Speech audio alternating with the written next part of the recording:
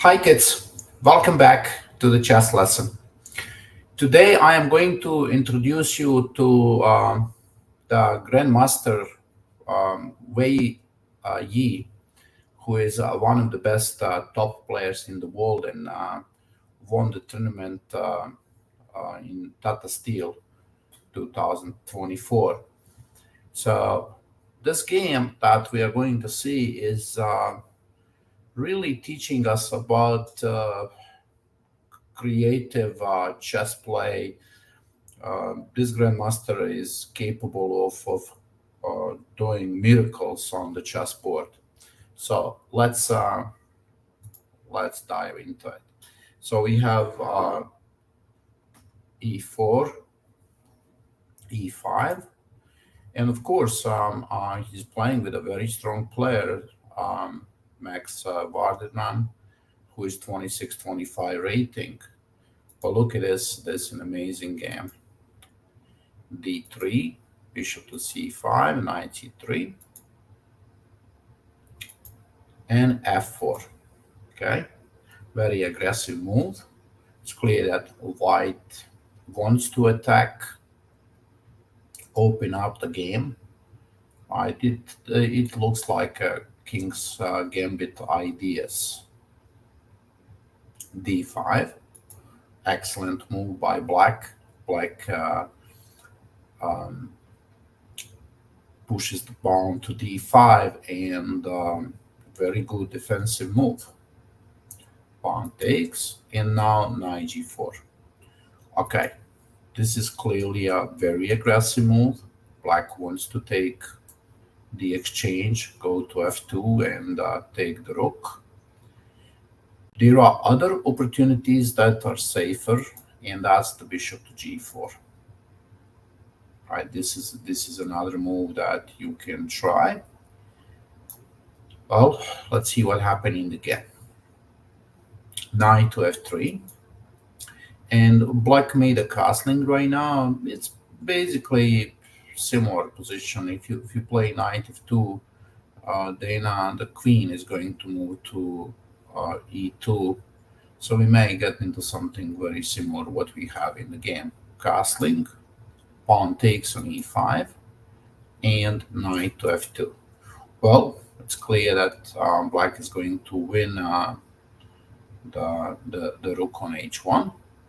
But what is the reason that Grandmaster Wei Yi would be doing this? Well, he wants to develop the pieces as fast as possible, bring them into the game. This knight on h1 is going to be trapped, and after see bishop g5, all those white pieces are very aggressive, and it's clear he's going for a big attack. Queen a5, and now d6. Well, makes sense, right? Pawn goes to d6, bishop is open on the diagonal, and white has a dangerous attack here. Bishop to g4 and bishop to e7.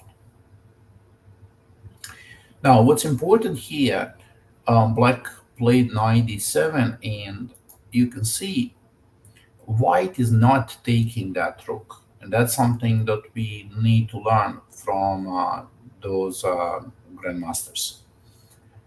What is the reason that white is not taking the rook? Because the bishop on e7 is a more powerful piece than a rook on f8. Bishop on e7 is in such a good position. It is helping you to make an attack on the king. So if you take on f8, you really simplify the game and help black to defend. Pawn to e6 complicates the game, opens up the king, and it's very hard for black to defend here. Bishop a3, interesting move. Black wants to take the pawn on b2. White captured first and then made a castling, but now queen c3. See, black is also playing good moves. And what to do now? Look, there's a threat on b2, so white has to take on a3, and bishop f3, pawn takes. Let's stop here and see what's going on. At the moment, black is a rook up. You cannot say that the white king is safe. You can see it's opened, right?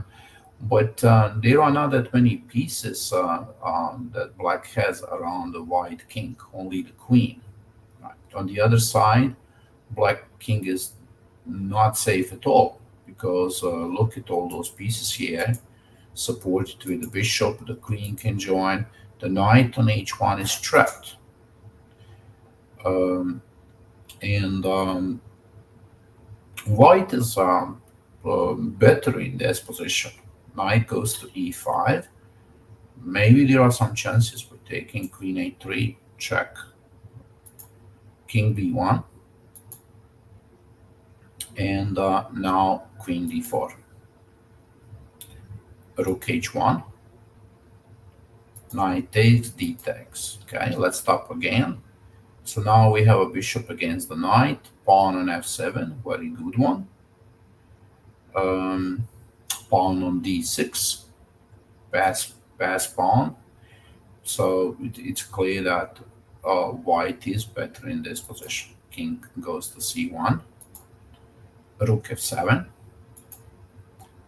and rook d1. Now instead of f7 pawn, white has a d6 pawn that can go forward, and it would be the end of the game. So that's why black comes back, d7, rook g8, queen e5. Centralization of the queen, because the pawn on d7, black really cannot save this game. Rook d8, f4, and the game ended up with a bishop to d8, queen d8, and queen c5. Here, black resigned the game, because there is really not much to do here, because queen is in a quite unpleasant position. This pawn on d7 is supported by the rook, and there are no chances here to make a draw. Let's see what are the most important moves in this game. Knight f3, castling. Well, this move, pawn takes on e5, allowing knight f2 fork. That's important. If you like to study this position a little bit more, you can find other games. This is an important move, bishop g5, quick development of the pieces. I think it's important here that after bishop e7, white doesn't take the rook on f8, and also look at this one, castling here, right? That's an important move. The knight on h1 is trapped, and then